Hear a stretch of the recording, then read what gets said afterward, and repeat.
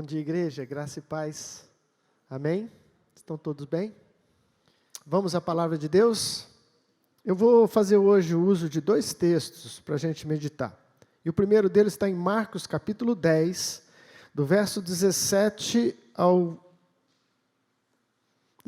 22, vai ser suficiente. Marcos, capítulo 10.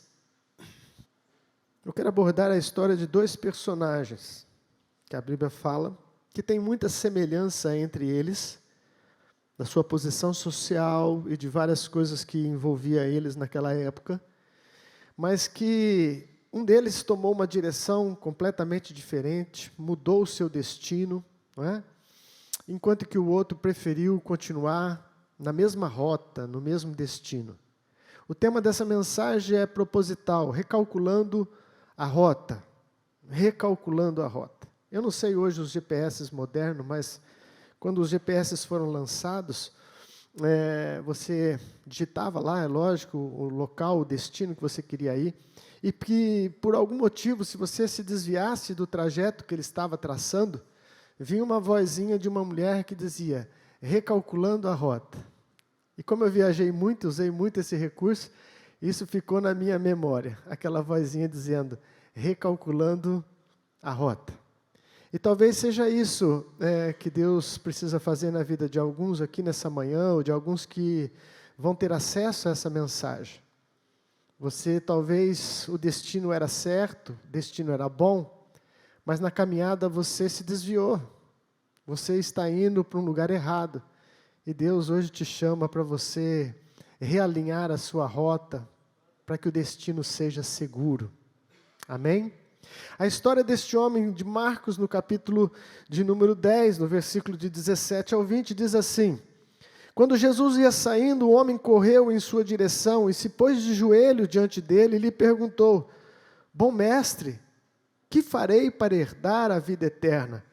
Respondeu-lhe Jesus, por que você me chama bom? Ninguém é bom a não ser um, que é Deus.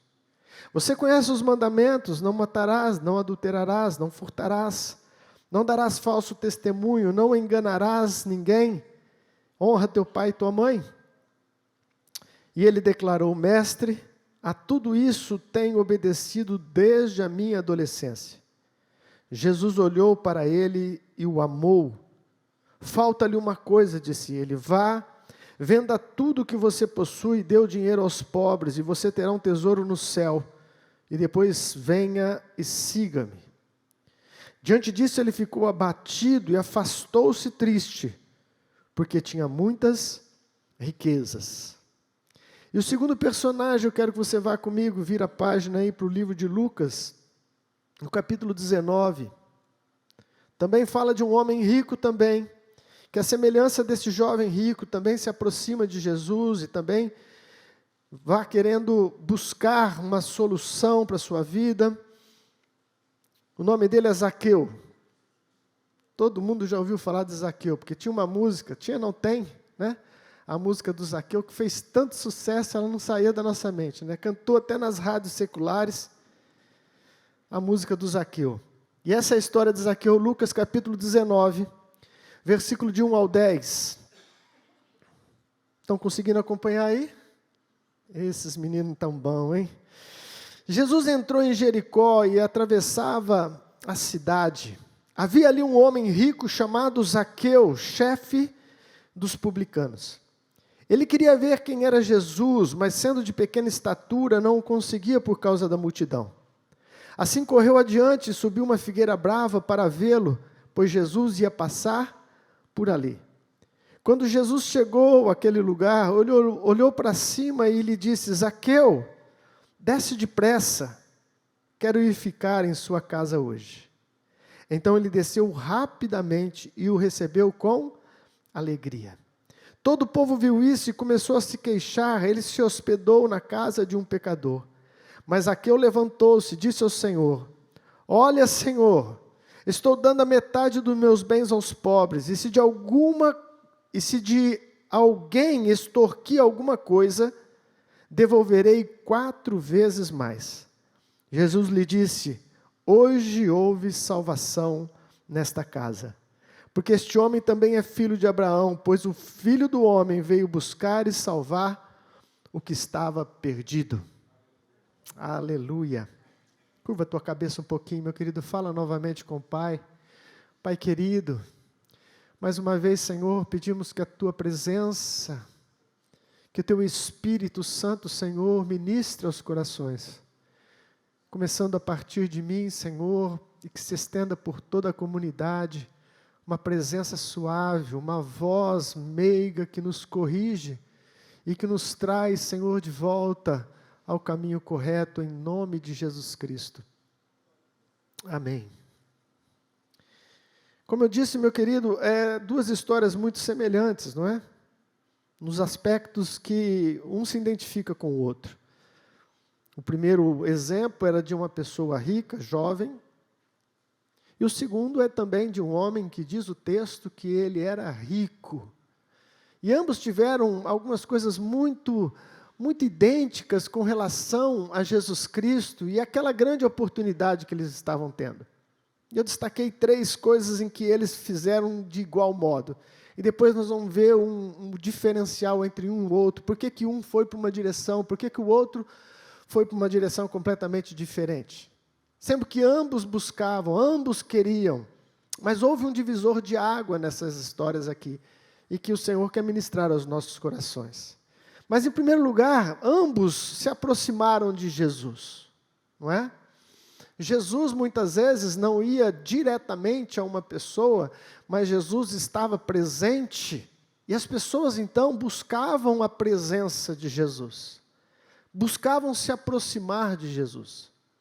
Sabe, amados, às vezes nós temos uma ideia um pouco equivocada, como se Deus tivesse que nos encontrar, que Deus tivesse que vir até nós, como se Deus realmente fosse um subordinado a nós, né? Por que Deus não fez? Por que Deus não veio? Por que Deus não... E na maioria das vezes deveria ser exatamente o contrário. É nós que temos necessidade de nos aproximarmos de Deus. Deus é a vida e nós queremos viver. Se queremos a vida, temos que se aproximar ao autor da vida, aquele que concede vida, que concede graça. E esses 2 homens tiveram essa atitude positiva, de se aproximar de Jesus. Num caso do primeiro, diz lá que Jesus estava passando, e também semelhantemente na segunda ilustração, na segunda história, Jesus também estava passando, e eles então se propuseram a ir de encontro a Jesus. Ir de encontro a Jesus. Havia um desejo no coração de ir ao encontro de Jesus. Segunda coisa que eu vejo semelhante, que ambos valorizaram essa oportunidade. Porque Jesus estava em vários lugares, o ministério de Jesus era muito corrido, muito intenso. E há momentos em que você tem uma oportunidade. O livro de João diz que Jesus veio para os seus e os seus não o receberam, falando do povo judeu. Eu gosto de um teólogo que eu acompanho, Martin Henry, ele diz assim: nunca perca a visitação de Deus na sua vida. Nunca perca a visitação de Deus na sua vida. Sabe, amados, existem uns momentos especiais em que Deus, por sua infinita graça e misericórdia, vai em nossa direção, muito embora Ele não seja obrigado e não tenha uma carência ou uma necessidade de que você o preencha, mas por amor e graça Ele nos visita. E nós temos que aprender a valorizar tais momentos. O primeiro jovem rico, quando soube que Jesus estava passando lá, diz o texto que ele então correu em sua direção. Quando corremos em direção a Jesus, é sinal de que estamos valorizando a sua presença. Amém, igreja? Zaqueu também ficou sabendo que Jesus haveria de passar, e a multidão não permitia que ele tivesse esse acesso. Então ele fez um cálculo, falou, ele está passando por este caminho, ele vai passar exatamente aqui. E aqui eu vou subir nessa árvore para ver Jesus passar. Ele então valorizou o momento em que Jesus deu a ele a oportunidade. Nós temos que valorizar, amados, os momentos que Deus nos dá, oportunidades. A visitação pode acontecer no momento seu, pessoal, na sua casa, pode acontecer no momento de comunidade com a igreja. Pode acontecer que você está no seu carro. Em momentos inusitados, Deus se faz presente e é uma graça divina. Saiba valorizar a presença de Jesus. Amém? Os dois valorizaram. Terceira coisa que eu percebo que os dois tinham em comum: eles serviam a alguém ou alguma coisa. Todo ser humano, meu querido, automaticamente, consciente ou inconsciente, está servindo a um Senhor ou está servindo a outros senhores. Ah não, bispo, tem pessoas que não é religiosa, mas é pessoas boas e tal. A questão não é religião, e a questão não ser bom ou não ser bom, porque ninguém é bom. Bom é Deus. Amém? Somos todos pessoas falhas e que precisamos da misericórdia de Deus. Precisamos sempre da misericórdia de Deus. Mas quando Jesus não é o Senhor da nossa vida, alguma coisa ou alguém vai substituir o senhorio que deveria ser de Cristo. Eu gosto dessa frase, que eu vou ler para vocês. Quem ou o que é o seu Deus pode ser determinado perguntando quem ou o que exige a sua fidelidade. Para você se aperceber se você realmente tem Jesus como Senhor da sua vida, Ele ocupa o senhorio da sua vida, você deve se perguntar: o que exige de você fidelidade? Porque aquilo que está exigindo a sua fidelidade pode ser o seu Senhor. Eu conheço gente em que um time de futebol exige a sua fidelidade. E ele chegou a falar claramente para mim: olha, se tiver o culto, mas se tiver o jogo do Corinthians, eu vou no jogo. Piorou, né? Do Corinthians ainda. Pelo menos ele foi sincero, mas deixou bem claro que havia um Senhor que dirigia a vida dele. Tem pessoas que fazem da sua família o seu Deus. Sabiam disso? Muito embora Jesus nos ensina a valorizar a família, todas as Escrituras nos ensinam a cuidar dos nossos, a cuidar daqueles que o Senhor confiou em nossas mãos, mas o próprio Senhor Jesus disse: quem ama mais o seu pai e a sua mãe do que a mim, não é digno de mim. Tem pessoas que, se o filho matar alguém, o pai esconde ele debaixo da sua cama. E se ele justificar que matou porque o cara deu uma piscada meia torta, está resolvido. Ah, filho, foi por isso então? Ah, filhão, vem cá. Ah, ele piscou para você, né, filho? É digno de morte. O filho é o Senhor, porque exige fidelidade, reverência, serviço, tempo, em primazia. Em primazia. Portanto, sempre tem nas nossas vidas coisas ou pessoas que podem estar tomando o lugar da verdadeira adoração a Deus. E nesse caso, nesses dois exemplos, nós encontramos dois homens que tinham um problema muito sério com a questão financeira. O jovem rico, diz o texto, que tinha muitos bens, e isso foi um empecilho na vida dele. Zaqueu também era rico e tinha muitos bens, mas pior ainda do que o jovem rico, os bens adquiridos eram de forma ilícita. Era de forma ilícita. Era extorquindo, era enganando. Então se tornava ainda pior. Portanto, meu querido, essas semelhanças entre eles vão agora chegar numa reta em que há uma divisão. Há um ponto aqui nessa mensagem, há um ponto nessas histórias que é o divisor de água. E que pode ser o divisor de água na vida de muita gente. É entendermos quem é Jesus. Este é um ponto central da nossa fé, da nossa devoção, da nossa vida. Quem é Jesus? Esse jovem rico, eu peço que você volte lá em Marcos, eu acho que está aí já gravado. Tem um detalhe interessante nesse texto que nos chama a atenção. O jovem vai buscar então Jesus, até aí ótimo, ele valoriza aquele momento, diz o texto que ele corre em sua direção, ele chega a se prostrar diante dele, e então ele diz: bom mestre, bom mestre, que farei para herdar a vida eterna? Aqui nós percebemos aquela colocação acerca de Jesus que nós encontramos muito lá fora, de pessoas que não têm um relacionamento de profundidade com Deus, e quando você fala da pessoa de Jesus, eles dizem: nossa, Jesus foi um bom mestre. Jesus foi o mais sábio que já houve. Jesus foi um revolucionário com uma mensagem de amor. Amor ao próximo, amor à vida. E esses atributos acerca de Jesus, esses adjetivos são verdadeiros. Mas não é só isso. Não é só isso. Esse jovem rico tinha uma dificuldade de entender quem era Jesus. E o tinha apenas como um bom mestre. Tanto é que a resposta de Jesus já denota que Jesus percebeu a deficiência deste homem. Preste atenção na resposta de Jesus. Respondeu-lhe Jesus: por que você me chama bom? Por que você me chama de bom? Ninguém é bom a não ser um, que é Deus. Jesus percebeu que a dificuldade do jovem rico, a princípio, era entender quem era a pessoa de Jesus.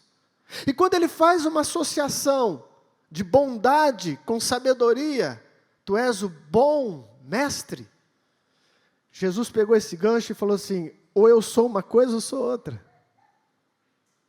Se eu sou apenas um mestre, eu não posso ser este bom que você está falando, porque para ser bom do jeito que você está falando, só tem um, e Ele é Deus. Estão me entendendo? Estão aqui comigo? Jesus percebe a sutileza e a deficiência, na verdade, da fé desse jovem, e o questiona, e o indaga, e o coloca em xeque-mate. O que eu sou? Eu sou Deus? Ou sou apenas um mestre? Ao contrário dessa colocação deste homem, nós encontramos o outro personagem da história, chamado Zaqueu, que também tinha muito dinheiro, que também tinha dificuldade na vida, mas a concepção de Zaqueu acerca de Jesus é diferente. Zaqueu chega diante de Jesus e fala assim: meu Senhor. Eu gosto disso. Meu Senhor. E o fato de reconhecer a divindade de Jesus e a sua missão messiânica salvadora fez com que se abrisse no coração de Zaqueu uma oportunidade do Espírito Santo fazer a obra. Amados, o conhecimento é muito importante. O conhecimento, ele se dá nas nossas faculdades mentais. Jesus disse: conhecereis a verdade vos libertará. É por isso que nós zelamos pelo ensino, pelos estudos, pelo seminário teológico. Por quê? Porque não é só questão espiritual desassociado do raciocínio mental. O raciocínio mental é algo precioso dado por Deus. E através do raciocínio nós temos o entendimento. E quando o entendimento se desabrocha dentro do ser humano, então, e esse entendimento é lógico, é acerca da verdade absoluta que é Jesus, então ele abre as portas para o Espírito Santo. Mas nós precisamos ter um entendimento. Em primeiro lugar, você precisa estar convicto quem é Jesus para você, meu irmão. Quem é Jesus na história? Quem é Jesus?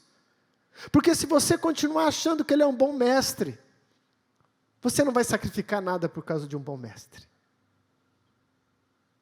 Ninguém sacrifica nada por causa de um bom mestre. Já ouviu alguém vender uma casa por causa de um bom professor que ele teve na sua adolescência?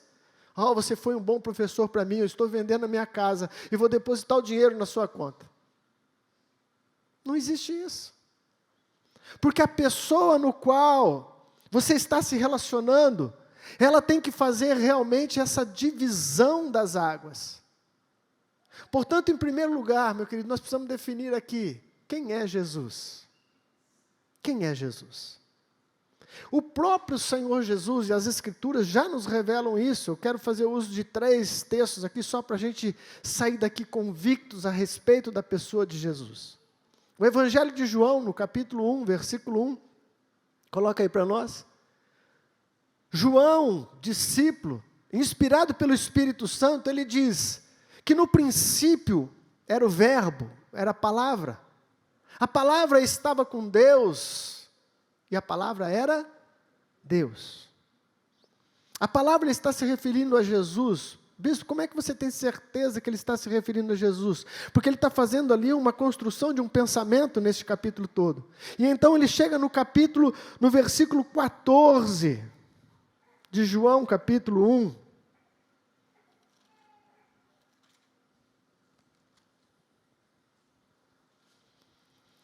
De João, no capítulo 1, no versículo 14, então ele diz: aquele que é a palavra tornou-se carne e viveu entre nós. Vimos a sua glória, glória como o unigênito vindo do Pai, cheio de graça e de verdade. Portanto, ele já traz a interpretação correta do que ele está dizendo. Ele está dizendo, olha, no princípio era o Verbo estava com Deus, o Verbo era Deus. Depois ele diz, o Verbo encarnou. Quem que encarnou? Jesus, o Cristo. Portanto, João define de forma categórica, inspirado pelo Espírito Santo, que esse Jesus que trouxe uma maneira nova de se viver, que trouxe uma revelação do alto, que marcou a história, ele é o Deus que se fez carne, é o Deus encarnado. Nossa, isso é demais. Talvez essa seja a maior das boas novas. Deus conosco. Um Deus que veio dos céus. Um Deus que veio do seu trono, do seu poder, da sua soberania e se faz homem como eu. Homem como nós. Isso às vezes é difícil mesmo de acreditar. Por isso que muitas pessoas falam assim, será? Mas como se não bastasse a inspiração de João, é melhor nós vermos o que o próprio Jesus disse acerca de si. Porque ele se diz ser Deus. João capítulo 10, versículo 30 ao 33, aí mesmo em João.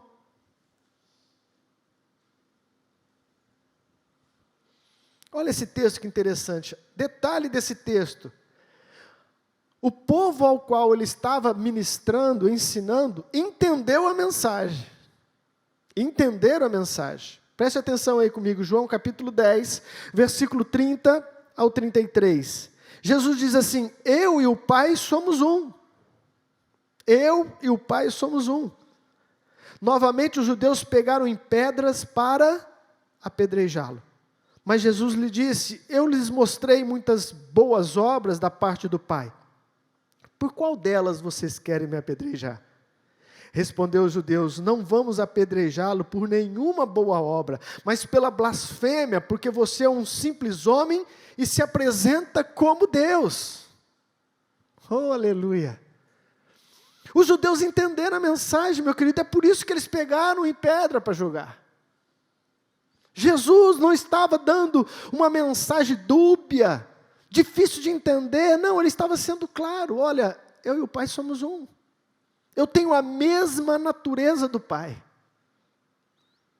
E às vezes nós temos dificuldade de entender isso, porque Jesus é chamado Filho de Deus. Aí as pessoas imaginam um Jesus, um Deus que se engravidou de Jesus. E Jesus então nasceu do Pai. Não, a palavra filho aqui quer dizer da mesma natureza. Quando você fala, olha, esse aqui é filho meu, você está dizendo, ele tem a natureza minha, ele tem parte minha. A mesma coisa com Jesus, ele é filho de Deus, da mesma natureza de Deus. E os judeus entenderam. Mas talvez você ainda esteja com dúvida. Talvez você esteja pensando aí, ai bispo, eu acho que ele quis dizer que ele era um com o Pai, assim, com o mesmo propósito, com o mesmo desejo. Mas não que ele é um mesmo com o Pai, que ele seja realmente Deus. Então vou te dar mais um texto, e o último, para te convencer Não, para te explicar. Jesus estava sendo interrogado. Vamos lá em Marcos, capítulo 14. Ele está sendo interrogado e julgado. Então o sumo sacerdote quer arrumar uma prova contra ele, fica instigando Jesus a que ele declarasse exatamente quem ele era. Marcos capítulo 14, versículos 61 e 62.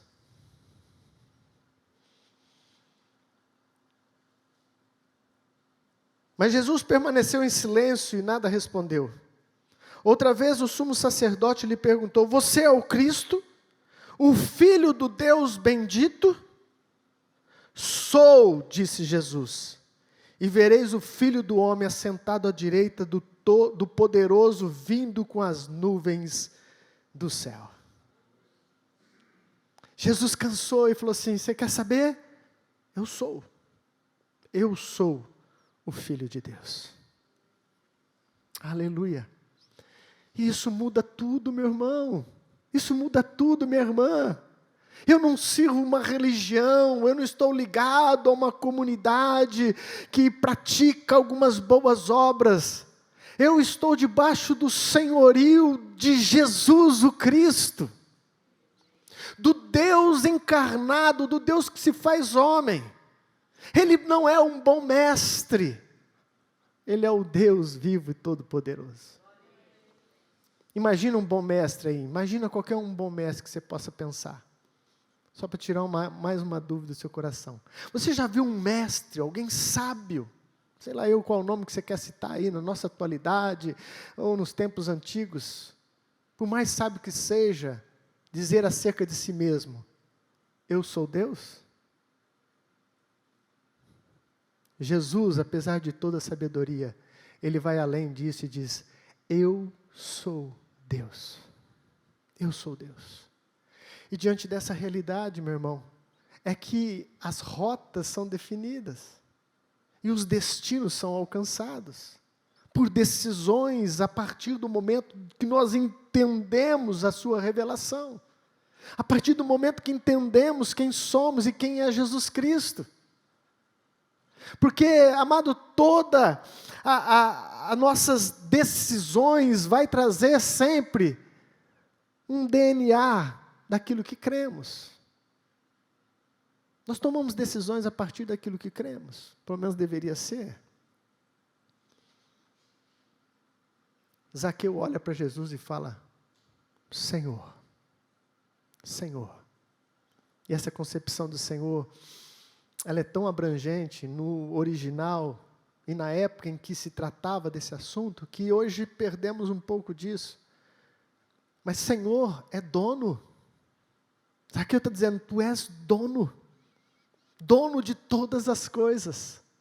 Tu és Senhor do universo, tu és Senhor dos seres humanos, tu és Senhor dos senhores.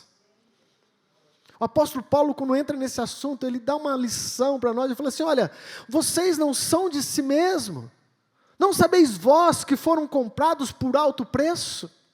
Falando acerca do nosso resgate, da nossa redenção, ele está dizendo: você não é mais de si mesmo, você tem agora um novo Senhor. Esse Senhor é Jesus Cristo, esse Senhor é o Deus Todo-Poderoso. Mas bispo, que diferença tem isso? Antes eu era escravo do pecado, e Ele dominava a minha vida, e Ele era o Senhor sobre mim. Mas agora eu estou debaixo de um outro senhorio, eu continuo sendo escravo. A diferença é tremenda, incalculável, porque quando você era escravo do pecado, ele te gerava morte, mas quando você coloca a sua vida debaixo do senhorio de Cristo, gera vida, gera paz, gera salvação, gera amor, porque Jesus é tudo isso, a verdade, o caminho e a vida. Meu irmão, defina na sua vida quem é que comanda, quem é que vai dirigir a sua vida, qual o lugar que Jesus ocupa, porque isso pode determinar o seu destino. Zaqueu, então, esse é o quarto ponto. Ali, então, temos uma divisão de águas. Diz que o jovem rico afastou-se de Jesus entristecido. Ele não conseguiu entender. Ele não conseguiu ver o valor que Jesus tinha. A proposta que Jesus fez para ele não é para todos nós. Na história você nunca ouviu de pessoas que Jesus falou assim, vai e vende tudo que tem e dê aos pobres. Mas o problema central ali é o que a Vitória acabou de explanar aqui na mensagem de oferta. O coração daquele homem estava completamente confiante e dominado por aquilo que ele tinha. Então Jesus precisava fazer um divisor. Se o dinheiro é o seu Deus, nós vamos ter que tirar esse Deus para que eu possa me tornar o seu Deus. Mas o dinheiro pode ser uma bênção. Sem o dinheiro nós não conseguimos fazer quase nada, não é? Expandir o Evangelho, o reino de Deus, missões, socorrer o necessitado. Não há problema nenhum com o dinheiro, o problema está em nós, em nosso coração. E aquele jovem se afastou triste, mas a história de Zaqueu mudou, porque ele tomou 3 atitudes. E eu quero encerrar pincelando elas. A primeira atitude de Zaqueu, ele abandona as suas conveniências. Meu querido, quem quer colocar Jesus no centro da sua vida como Senhor, vai ter que abandonar algumas conveniências. O dinheiro que Zaqueu tinha era de forma ilícita. Zaqueu era o chefe dos cobradores de impostos. Era uma profissão terrível para aquela época, porque a nação era dominada por Roma, e ele era judeu e trabalhava para Roma, e cobrava o imposto dos seus irmãos. E para piorar a situação, se o imposto era 10%, ele cobrava 20%, e 10% vinha para o bolso dele. Essa era a situação de Zaqueu. Tanto é que os judeus olhavam para os cobradores de impostos, os publicanos, e diziam, não entre nem na casa deles. Mas Jesus disse, eu vou entrar na casa de Zaqueu, porque Zaqueu correu em minha direção, mas eu o vi. Aleluia! Eu o vi e fui ao seu encontro. E este encontro gerou um desapego daquilo que estava sendo a contaminação dele. Meu irmão, o que está te prendendo nessa rota? E você não consegue se libertar. O que está te prendendo neste caminho e que você sabe que você está errando, que você sabe que não é a direção correta que Deus estabeleceu para a sua vida? Se Jesus vai ser o Senhor, você vai ter que romper com algumas conveniências próprias. Zaqueu não duvidou. Zaqueu não ficou em dúvida acerca deste momento crucial da vida dele. E resolveu romper com tudo aquilo que roubava o senhorio de Cristo. Segunda coisa que Zaqueu faz, ele abre o coração para Jesus. Quando Jesus o vê e fala, Zaqueu, convém que eu coma hoje na sua casa. Diz o texto que ele desce rapidamente e se alegra. Em outro texto fala que ele desceu com júbilo. Talvez ele desceu saltitante, pulando, de alegria e de felicidade. Meu irmão, se Jesus está nos conduzindo para o caminho correto, não tranque o seu coração. Não deixa que essas amarras do inimigo roube o que há de melhor, que é o tesouro maior, que é a pérola preciosa, que é Jesus, a vida. Abra o seu coração. Deixa Deus limpar essa sujeira. Deixa Deus limpar e te dar força para vencer essa carnalidade, essa inclinação.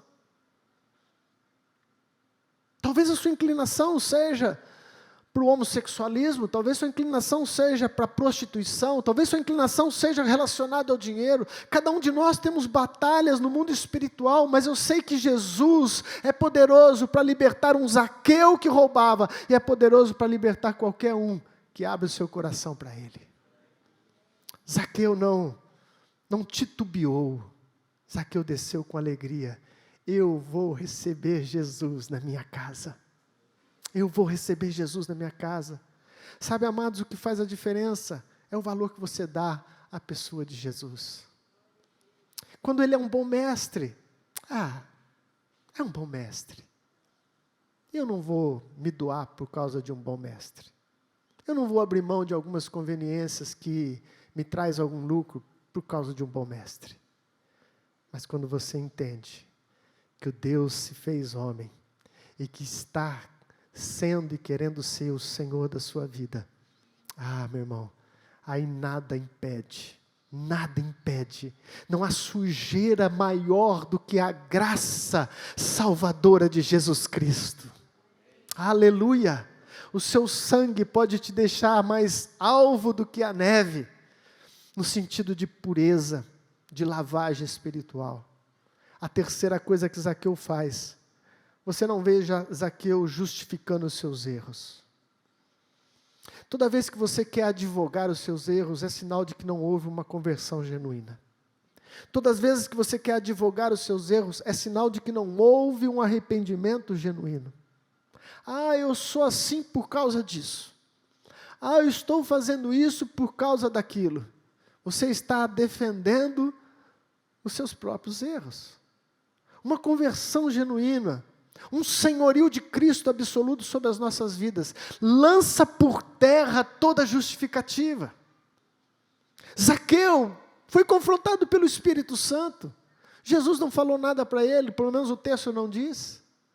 Jesus não o condenou, Jesus não apontou o seu erro, mas o Espírito Santo entrou quando ele recebe com alegria Jesus em sua casa. E quando o Espírito Santo entra, ele mostra. Sim ou não? Ele mostra. E mostra de uma forma bem suave. Não há gritaria, não há êxtase. Há um consentimento na alma, e o Espírito diz: você precisa parar de justificar e mudar de vida, e mudar de direção.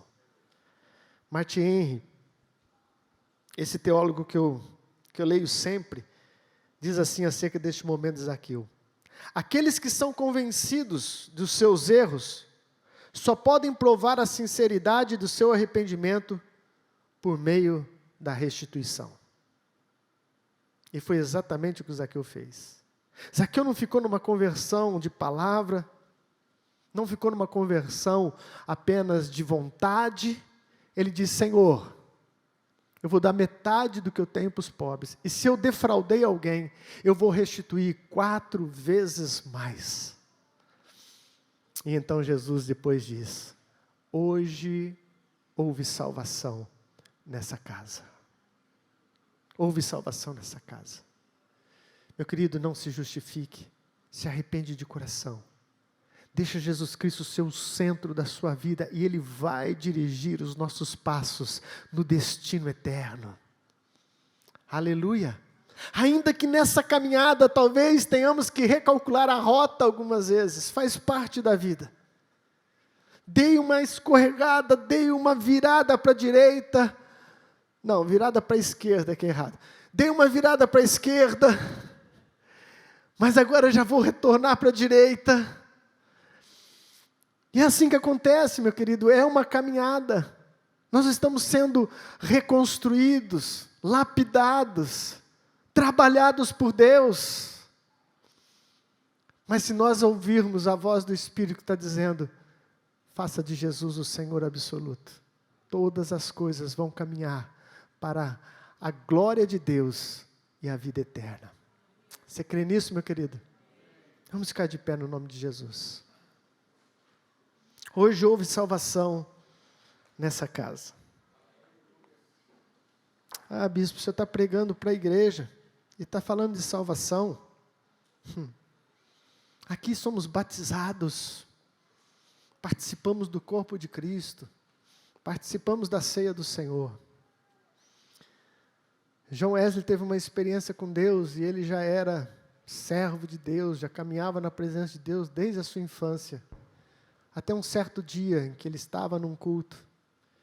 E diz a história que ele nem queria ir. Sabe aquele dia que você fala assim: acho que eu não vou não. Era o dia de John Wesley. Ele olhou para o dia: acho que eu não vou nesse culto não. E alguma coisa o impeliu. E ele foi.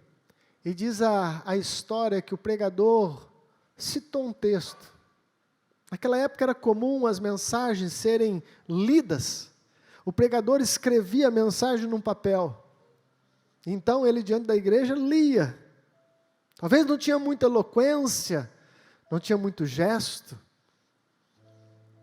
Mas ao ler aquele texto, alguma coisa aconteceu. E John Wesley disse que a partir daquele momento ele sentiu o seu coração aquecido. Será que John Wesley converteu naquele dia? O que aconteceu com John Wesley? Fui batizado com o Espírito Santo. Mas não houve sinais, não houve línguas naquele momento, não houve reteté. Não sapateou, mas aconteceu alguma coisa lá dentro. Isso é tão pessoal, tão íntimo, que ninguém pode esticar o dedo para ninguém. Você pode estar aqui e ao mesmo tempo precisando dessa experiência única, você e o seu Senhor. Jesus, eu sou teu.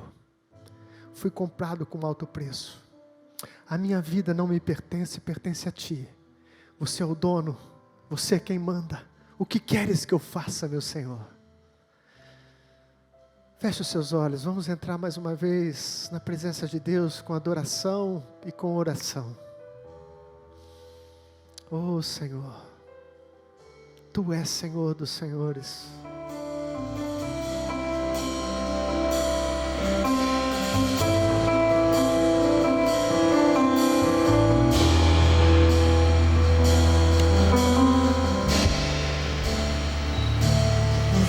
Não me queimar, nas águas não vou afundar, pois estás comigo, não estou sozinho, eu estou guardado